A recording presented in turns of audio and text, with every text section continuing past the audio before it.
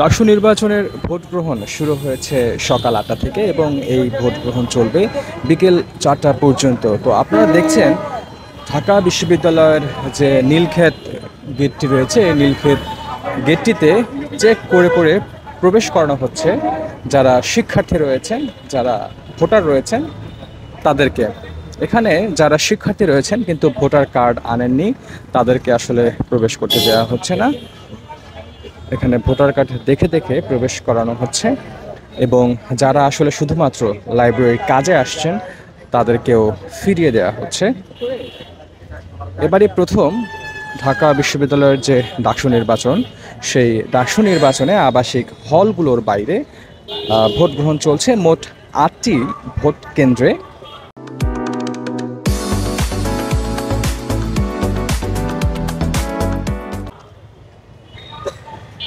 ৮১০টি বুথে এই ভোট গ্রহণ অনুষ্ঠিত হচ্ছে এবং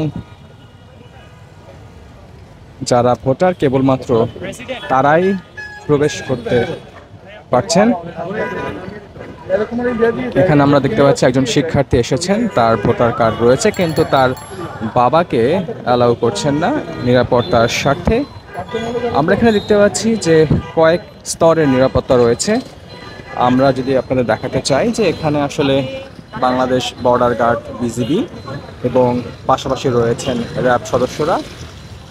এখানটাতে একটু আগেও শিক্ষার্থী বা ভোটার সমাবেশ কম থাকলেও এখন আমরা দেখতে পাচ্ছি তুলনামূলক অনেকাংশে ভোটার সংখ্যা বৃদ্ধি পেয়েছে।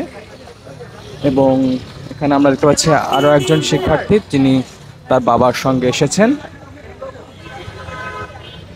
এখানে একজন শিক্ষার্থীর কার্ড চেক করা হচ্ছে। শুধুমাত্র আইনশৃঙ্খলা বাহিনী এবং যেগুলো আসলে ঢাকা বিশ্ববিদ্যালয়ের যানবাহন, সেগুলোকেই এখানে প্রবেশ করার সুযোগ দেয়া হচ্ছে। প্রত্যেক শিক্ষার্থীকেই কিন্তু ভালো করে তার আইডি কার্ড দেখে তারপর এখানে প্রবেশ করানো হচ্ছে।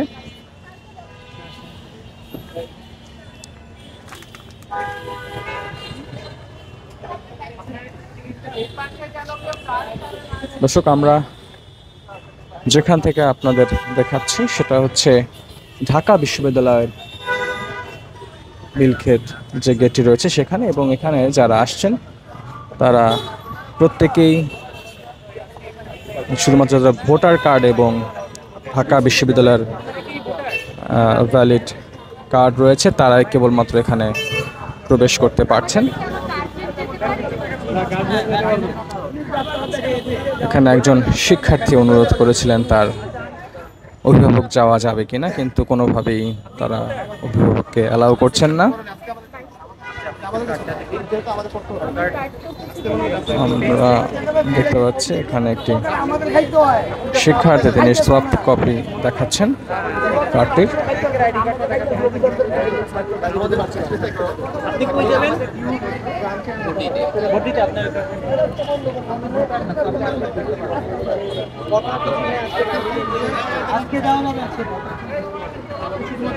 আজকে ভোটার ছাড়া আসলে কাউকে ঢুকতে দেওয়া হচ্ছে না, এখানে কর্মচারীকে ফেরত দেওয়া হচ্ছে।